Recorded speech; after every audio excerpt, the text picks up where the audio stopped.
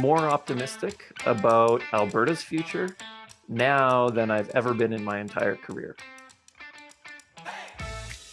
Hi, you're watching Global Energy Show's 5x5. I'm Rachel Gregory, and joining me today is Iggy Domagalski, CEO of Tundra Process Solutions and a notable business leader. Iggy, thank you so much for taking the opportunity to chat. Well, thank you for having me, Rachel. Excited to be here.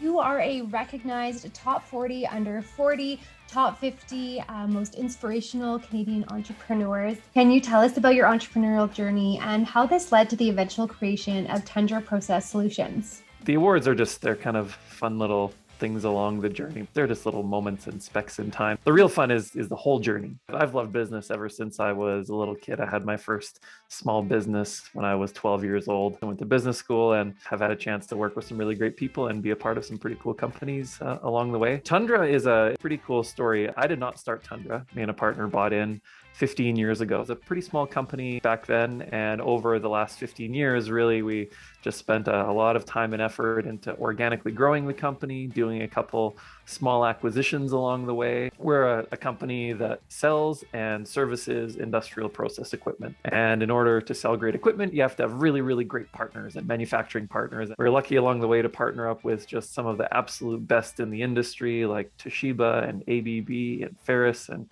MSA and Cleaver Brooks. Those partners have been incredibly valuable in our growth history. The other part is just the actual people inside of Tundra, I think are just absolutely incredible.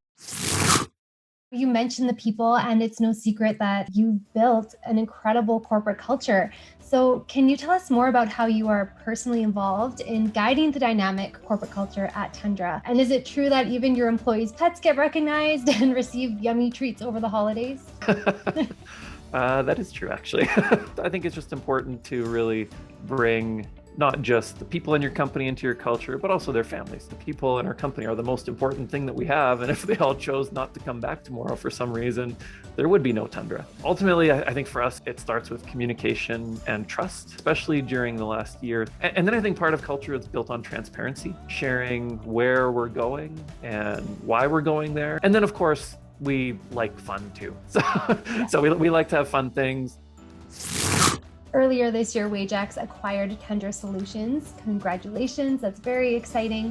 How will this change things over at Tundra in the next year, and what can your customers expect? I got a call from Mark Foote, who is the CEO at Wayjax. And he said, hey, we've been looking at you guys from afar for a long time. It's very interesting times right now. And, sometimes interesting things can happen during interesting times.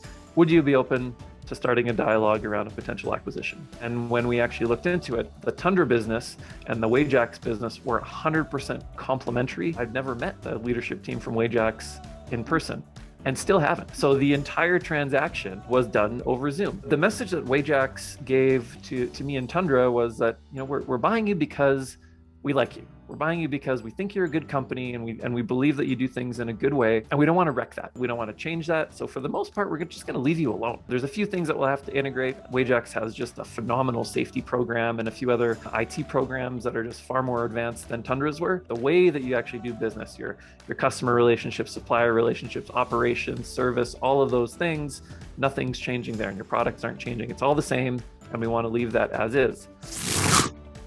There's a lot of talk about reducing greenhouse gas emissions and achieving net zero by 2050, including here in Canada.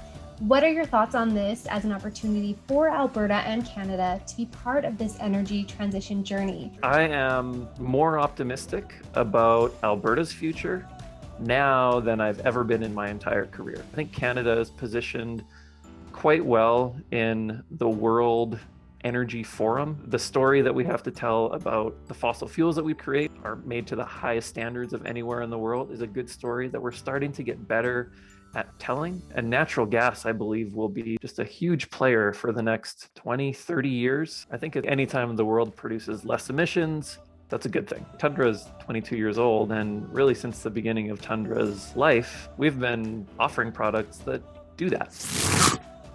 So I have to ask, what's next in the future for you and for Tundra? I know our viewers would be really excited to hear from you as to what's next to come. I really love my job. I feel privileged to be able to lead a pretty neat company with a lot of really, really great people that I like working with. So I like coming to work every day, even if it is in my home office with a Murphy bed behind me. Our plan really is to continue to grow. For the last 12 years, we've grown an average of 28% every year. Now we just have a bigger partner behind us, so we'll be able to do even more. Great to hear about Tundra and your culture and just how you are putting it all together and navigating through this crazy year. So thank you again for taking the time to sit down with me today. Well, thank you, Rachel. It was a pleasure spending time with you.